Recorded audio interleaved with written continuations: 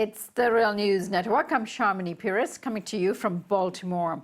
The European Central Bank, the ECB, announced last week that quantitative easing measures will be cut in half. Although the European economy is not showing the level of inflation which the ECB was trying to achieve, low interest rates may be fueling a stock market bubble. Therefore, the ECB head, Mario Draghi, said that the ECB will no longer buy bonds at a rate of 60 billion euros every month. From January 2018, our net asset purchases are intended to continue at the monthly pace of 30 billion euro until the end of September 2018 or beyond. At the same time, CNBC is reporting that the European Commission considers expanding the authority of the European Stability Mechanism, a fund which assists the Eurozone countries in debt crises. This seems to be a move that will push the International Monetary Fund, the IMF, out of Europe by taking over its responsibilities.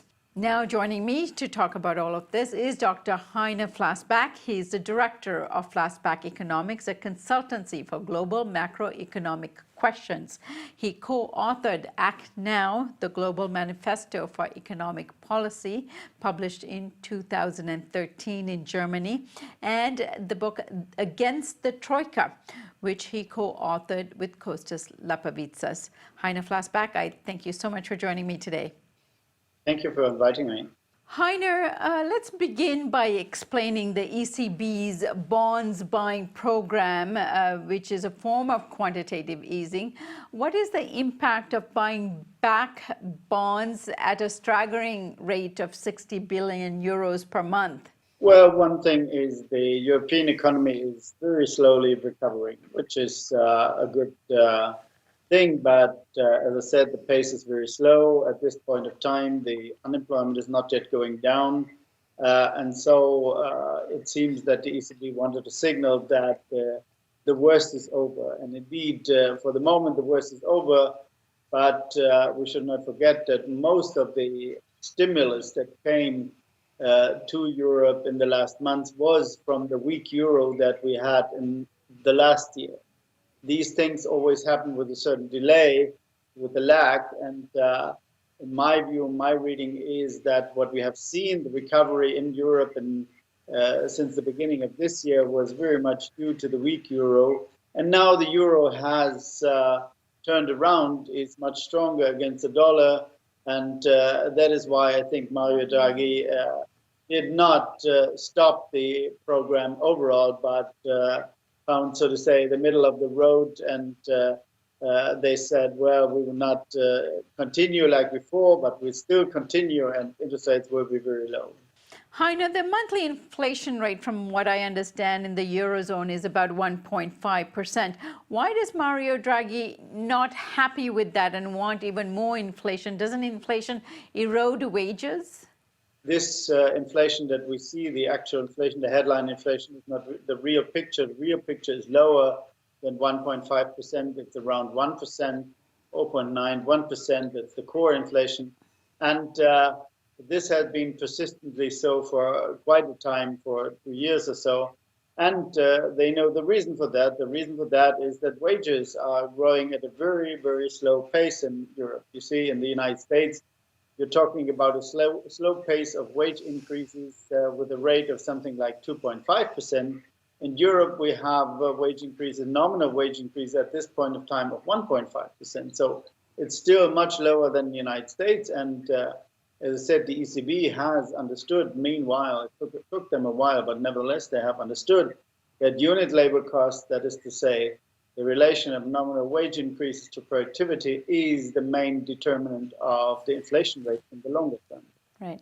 And Heiner, I understand that the European stock markets are experiencing a long rally.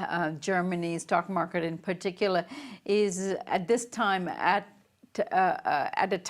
a very high. Is there a stock market bubble because of the low interest rate, which drives people to make, I guess, more risky investments? Sure, to a certain extent, we have that. We have, in my view, a clearly overvalued stock market, not only in Europe but also in the United States, also in Germany. But well, this is so to say a collateral damage of the policy of the ECB, and it's unavoidable. And there is no reasonable way to conclude from that they should stop to avoid the bubble in the stock market. At least bubbles in the stock market and certain kinds of theory are also have expansionary effects on the economy. I doubt it, but nevertheless, and so far they could say, well, also there we have a positive stimulus. And as I said, the economy overall in Europe is still very weak, and we had a long recession that you cannot compare to what you had in the United States. And so far, it is absolutely justified that they take the risk of a certain turnaround in the stock market, which will not be too bad. It will not be financial crisis like in 2008, 2009. The stock market alone is not so important that it could trigger a similar financial crisis. Now, Heiner, given the role that the IMF has played in imposing austerity in Greece, what do you think about the European Commission's idea to empower the European Stability Mechanism to take over the function of the IMF? Now, I know the IMF played a better role in Greece later in the negotiations than it did previously in the crises, but will this have an adverse effect on the rest of the world if the EU withdraw from funding the IMF and leave it in the hands of the US? Well, the answer is very much depending on what you think is behind the policy of either the Commission or the IMF. Let me start with the beginning of the story. The beginning of the story, I was not of the opinion that the IMF should participate in Europe. Europe can easily settle its problems alone. It doesn't need the IMF for nothing. And so far, to take the IMF on board at the beginning of the crisis in 2010 was mainly coming from conservative German politicians who said we need a stronger, much harsher policy, and that will not be implemented by the European Commission, which was wrong at that point of time. Meanwhile, things have changed a bit. The Troika was, so to say, then the institution that did produce the policy recommendations that were executed by the Eurogroup. And in the Troika, there was the ECB, the IMF, and the European Commission. In the last years, when when it became clear that the policy of the Troika was a complete failure in Greece and elsewhere, then, in my view, and I think there are clear indications for that, the IMF was the institution that was, so to say, the most flexible in acknowledging that they were wrong. And so far, the IMF played not a bad role in the last years. The beginning, yes, but not in the last years. The last years, it was okay. But overall, you see, if the European Commission has understood, but it's not quite clear to me, but at least they know a bit better what is at stake than in the years before. If the European Commission fully understands what is happening and is moving away from its purely neoliberal approach that it had a long time, then we do not need the IMF. Europe can do it alone. We do not need the money of the IMF, nor do we need the guidance of the IMF. As I said, the IMF is not needed in Europe at all. And what is the European Stability Mechanism? What was it established to do? And what role has it played till now? And what are they suggesting in terms of its renewed role? Well, up to now, the role that it played was, not a good one. The stability mechanism as such did not, as I said, the evaluation of the country programs, of the adjustment programs of the country that was done by the Troika, where some people of the European Stability Mechanism possibly, I don't know, played a role behind the scenes, but overall, up to now, it didn't have that role. But if you want to introduce it as, say, European monetary fund, then it's okay. But the question is only what kind of direction do you give this fund in terms of the theoretical direction, in terms of the dogmatic direction?